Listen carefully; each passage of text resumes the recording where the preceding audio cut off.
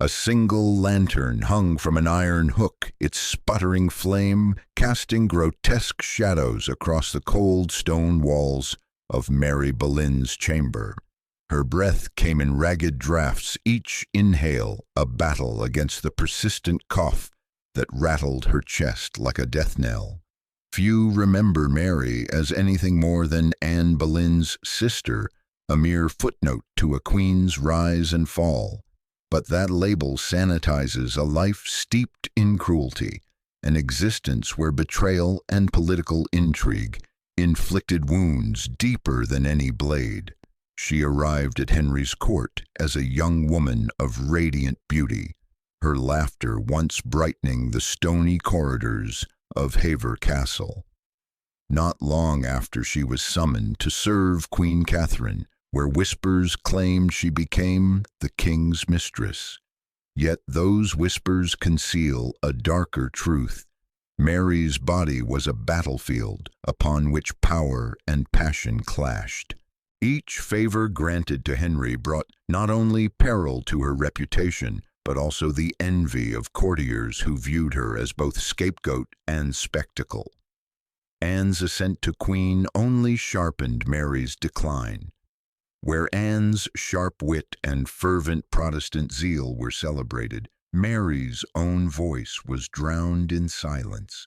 Letters that once addressed her in tones of respect fell abruptly into the void. Her name was scrubbed from court rolls as if acknowledging her existence threatened the realm's stability. The same court that had fawned over her beauty now treated her as a ghost, unseen and unspoken. Yet it was not mere neglect that became her torment. Night after night she lay fevered and delirious, the physician's crude treatments, bloodletting emetics, leeching away what little strength she possessed. Dreams turned to nightmares. She heard Anne's triumphant laughter, echoing down empty halls, felt the weight of her own failing body dragging her toward oblivion. In the gloom, Mary's mind sparked with fury, rage at her own frailty, at a world that prized queenship and heirs over human frailty. Behind the curtains of velvet and gold, factions plotted with merciless efficiency. Thomas Cromwell saw in Mary's agony an opportunity to distract from Anne's growing peril.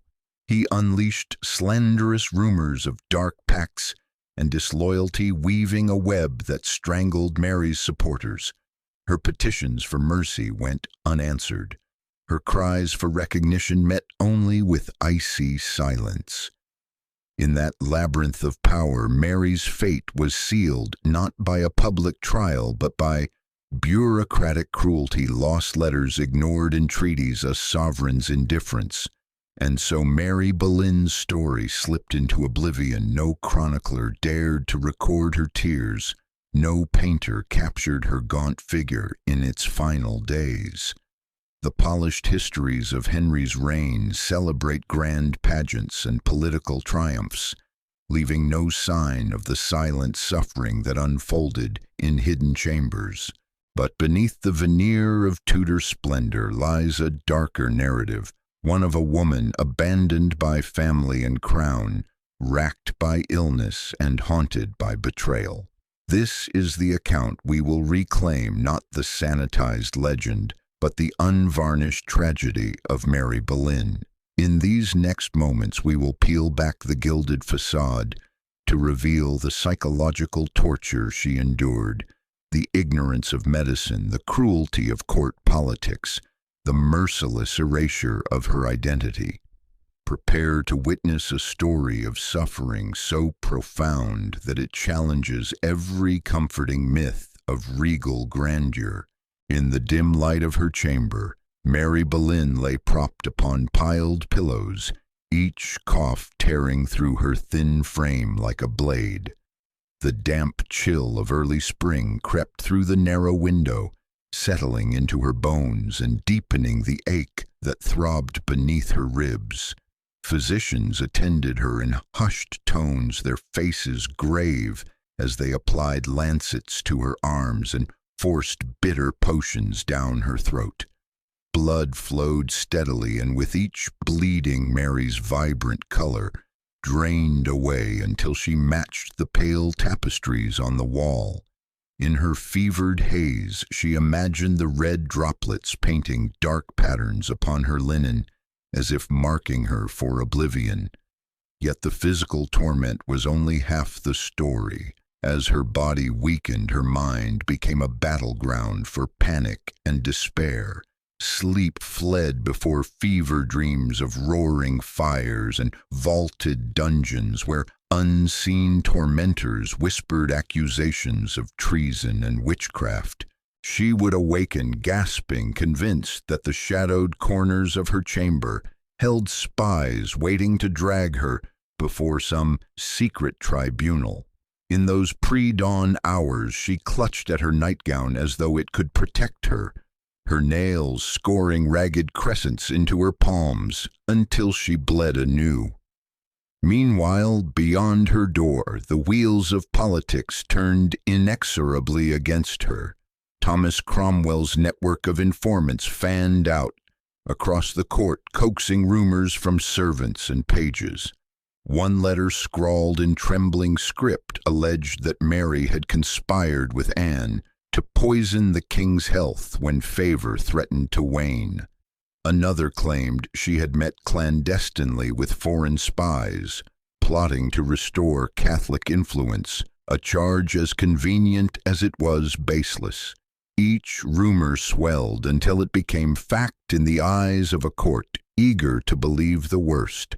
Mary's name, once whispered in admiration, was now spat with contempt. The blow was greatest in her dwindling circle of allies. Sir William Stafford, her faithful friend, petitioned the king on her behalf, only to receive a curt refusal. Catherine Howard's downfall had taught courtiers the dangers of sympathy, and none dared openly shelter Mary. Even her fellow ladies-in-waiting passed her in the corridors without a greeting, as though proximity to her misery might stain their own fortunes. In drawing rooms draped with velvet and candlelight, they spoke of courtly entertainments and political triumphs, leaving Mary's absence an unacknowledged wound. Her sister's elevation to queen only amplified Mary's isolation. Anne, resplendent in jewels and conviction, believed herself the instrument of divine providence, a reformer destined to reshape the English faith. In her zeal, she embraced a circle of ardent supporters who saw Mary's frailty either as inconvenient or as proof of her own sister's spiritual superiority. When Mary beseeched an audience, Anne's courtiers intercepted her letters, citing state security and the Queen's pressing schedule. On the rare occasion she was granted an interview, Mary found Anne's gaze polite but distant, her replies courteous yet devoid of warmth. Two sisters born of the same blood, now separated by ambition and betrayal. As Mary's condition worsened, she found solace only in quiet moments of reflection. When a single beam of sunlight pierced the shuttered window, illuminating dust motes that danced like tiny spirits, she recalled her childhood at Hever Castle, days of laughter in the orchard, of shared secrets beneath blooming trees. Then the memory would twist, and she would see Anne's silhouette slipping away down the garden path, leaving Mary alone to face their father's scathing lectures on ambition. Those recollections fueled both sorrow and rage, sorrow for a lost sisterhood, rage at the ambition that had cleaved them apart. In the court's underbelly, factions closed in. Conservatives who opposed Anne's reforms sought to weaken her influence by attacking every pillar of her support, Mary being the most vulnerable. They approached the king's ear with tales of Mary's supposed ill health as a spiritual affliction, the result of sin and demonic influence. To those who feared divine retribution, such rumors held power. A royal chaplain preached of mysterious God's judgments, pointing fingers at Mary's chamber as evidence that the court had strayed from true faith. Henry, ever susceptible to omens, grew uneasy. Letters that once flattered Mary's wit now warned that her downfall might portend divine wrath against the crown itself. Within the tower's looming walls, Anne's enemies prepared their final moves. Spies and informers prowled its corridors, seeking any shred of evidence to justify an arrest. They searched Mary's possessions, turning over her modest wardrobe and personal effects as though desecrating a shrine of innocence. No incriminating letter or poisoned vial emerged, but in a court where intention mattered more than proof, rumor became indictment. Whispers of conspiracy echoed behind heavy doors, and every tick of the clock drew Mary closer to a fate she had never imagined for herself, an unceremonious erasure from history. Yet even in the darkening shadow of her despair, Mary retained a fierce spark of defiance. When court physicians declared her beyond hope, she refused opiates that might dull her mind, choosing instead to face each agonizing hour with clear-eyed awareness. She wrote secret letters to distant relatives, begging them to remember her not as Anne's sister, but as Mary in her own right, a woman who had loved and lost, who had borne the full weight of royal fascination and cruelty. Those letters, smuggled past guards by a compassionate maid, spoke of forgiveness, of a wish that her memory might serve as a cautionary tale. As spring ripened into summer, Mary's health faltered.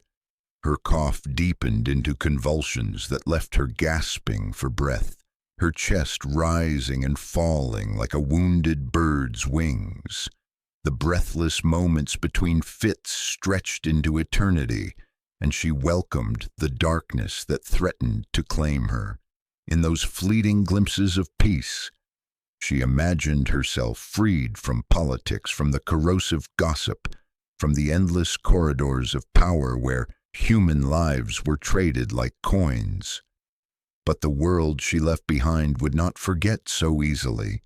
In every whispered conspiracy, in every denunciation from pulpits and council chambers, Mary's downfall became the grim counterpoint to Anne's own tragedy.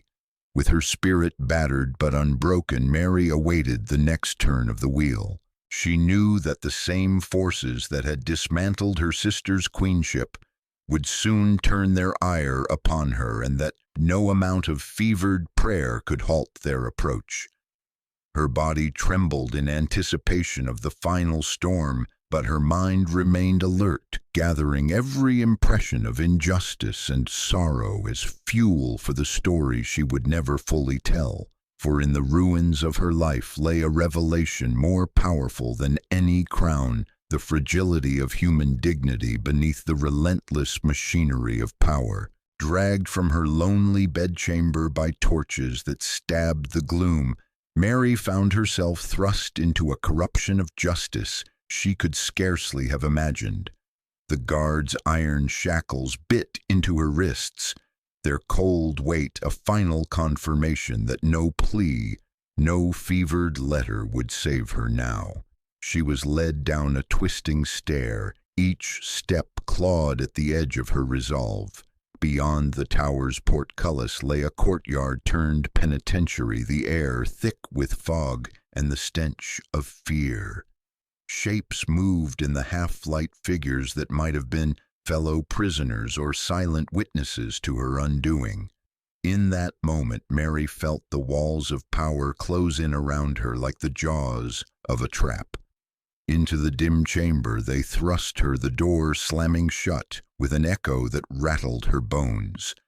There, beneath a single hanging lamp, sat a grim tribunal, men in velvet cloaks and steel-rimmed collars, faces half hidden by the hanging smoke of torches.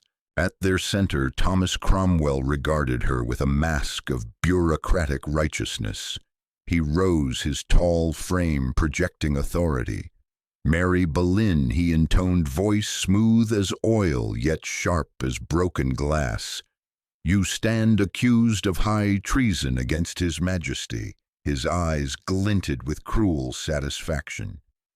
"You have conspired to undermine the realm, to plot his death, and to consort with foreign powers." Mary's breath caught in her throat. She opened her mouth to speak, but her voice arrived as a strangled whisper. "I have done no such thing." Yet the words seemed to vanish before they reached the tribunal's ears. Cromwell leaned forward, plucking a yellowed parchment from the table. "Your own hand signing an oath witnessed by these lights," he said, spreading the paper before her. Mary's pulse thudded so loudly she feared it might betray her. The signature was unmistakable, graceful flourishes that mirrored her own penmanship, but she had never signed such a document. Mechanically she reached for the corner fingertips, brushing the brittle edge. A guard's elbow jabbed her side, and she recoiled. "Ignore this forgery," she managed, voice stronger now with desperation. "It is not mine." But Cromwell's lips twisted into a smile too thin to be kind. "Forged, perhaps. Or signed under duress," he murmured, folding the document away. "Either way, we have no choice but to proceed. The king's safety is paramount." A hush fell as one by one witnesses were called. A pale-faced clerk who swore she had visited foreign envoys at midnight. A linen maid who claimed to have seen Mary slip a vial into her pocket. A chaplain who preached of her body's affliction as divine retribution, but now argued it was evidence of a sinful pact. The cacophony of accusations pressed against her like a tempest. With each voice her world grew smaller, more suffocating. She felt herself tilting toward collapse, but she clung to awareness as though it were a lifeline. At last the tribunal pronounced its verdict. Mary's limbs trembled as the words "guilty of high treason" crashed over her. Her heart hammered in protest, a bird against the bars of its cage. For a fleeting instant she wondered if some hidden mercy might intervene. But the hard lines of Cromwell's face dismissed that hope. A herald stepped forward, unrolled a parchment, and read the sentence: stripping of titles, forfeiture of lands, and most damning condemnation to be humbled before the realm, by means yet to be ordained. Dragged again this time before a rough-hewn block in the courtyard, Mary stood as the sun sank beneath a leaden sky. The court's usual pomp was gone. In its place stood a silent throng of cloaked officials and curious onlookers. The scaffold's wood was marred by knives' notches, echoes of previous executions, each groove a memory of blood shed for causes both noble and false. Mary's throat felt raw, her tongue swollen with unshed tears. The gauze of her petticoats rustled against the platform's edge, and she realized then that she had not eaten in days. Her emptiness roared louder than the accusing cries around her. Silence fell at her signal, an iron-ringed bell tolling once. The executioner, masked and impassive, loosened his hood, revealing only the hollow darkness of his eyes. Mary's gaze flickered to his blade, its mirror-bright steel drinking the dying light. Somewhere behind her a trumpet sounded, but the note was distant, as though carried through water. When her name was called, each syllable struck like a hammer. Mary Boleyn. She knelt, the rough wood biting into her knees. The executioner guided her chin toward the block. With a steady hand, Mary smoothed a stray lock of hair from her forehead, her fingers trembling yet purposeful. She met the morning sky, a last glimpse of freedom before the world above her collapsed into darkness. Then the blade fell. A single resonant crack split the air, an act both sudden and inevitable. Mary's final thought was a prayer for memory, that someone somewhere would hear her story and see beyond the label of traitor or sister. As her head lay still, the bell tolled again, and the court dispersed in somber procession, leaving only the hollow echo of ambition's fury behind. In the hush that followed Mary Boleyn's execution, the corridors of power fell into uneasy stillness. Whispers spread among courtiers that the king's hand was stained not only with Anne's blood, but with her sister's as well, and a pall of remorse briefly dimmed the court's earlier triumph. Yet the machinery of politics proved inexorable. Mary's lands and titles were swiftly redistributed to loyal favorites, her family name bruised beyond immediate repair. Her unmarked grave became a scar upon the earth, a silent testament to how quickly favor can turn to oblivion. Beyond the palace walls, however, Mary's story took on a life of its own. In taverns and market squares, commoners spoke of the gentle lady, felled by courtly cruelty of a woman who had dared to stand between royal ambition and human decency. Ballads circulated, some sympathetic, others scornful, each bearing fragments of truth twisted by rumor. In those verses, Mary emerged alternately as martyr and victim, a symbol of the human cost exacted by the pursuit of power. Though official histories marginalized her, these grassroots recollections ensured that her name endured in the popular memory. Her legacy also rippled through the lives of her descendants. Stripped of wealth and status, the Boleyn line receded into the provincial gentry, their descendants carrying a hushed legacy of both prestige and shame. Generations later, a trace of Anne's violent downfall and Mary's uncelebrated suffering would resurface in whispered family tales, cautioning heirs against the perils of court favor. Even today, when scholars re-examine Tudor genealogies, they uncover hints of Mary's defiance letters smuggled out of the Tower petitions for mercy that survived the purge and the lingering stain of a life ended too soon. Historically, Mary's tragedy serves as a stark counterpoint to the familiar narrative of Henry VIII's quest for a male heir. It reminds us that behind every queen's coronation lay untold human drama, rivalries, broken vows, and private agonies unworthy of ink in state annals. Her erasure from official accounts reveals not only the cruelty of her contemporaries, but the selective memory of posterity. In choosing which lives to memorialize, history often honors the victorious and forgets the wounded. Yet Mary's story resonates powerfully in our own time. It warns against the seductive veneer of public image and the dangers of reducing individuals to a singular role, the sister, the mistress, the disposable pawn in political games. Her life invites us to consider how easily society dismisses those who fall from favor, and how true justice demands not only that we remember triumphs, but also acknowledge tragedies hidden in the margins. As viewers, we carry the responsibility of bearing witness to Mary Boleyn's fate. By reclaiming her narrative, we honor the humanity that political power sought to suppress. In the flicker of modern awareness, her memory finds new life, urging us to look beyond sanitized histories and recognize the fragile souls entwined in the grand sweep of events. May her story serve as both a lament and a lesson, that every life, however obscured, holds a dignity that warrants remembrance. Thank you for journeying through this lost chapter of Tudor tragedy. If there are aspects you'd like to explore further or refine, let me know, and we can deepen the focus on any element of Mary's profound and overlooked legacy.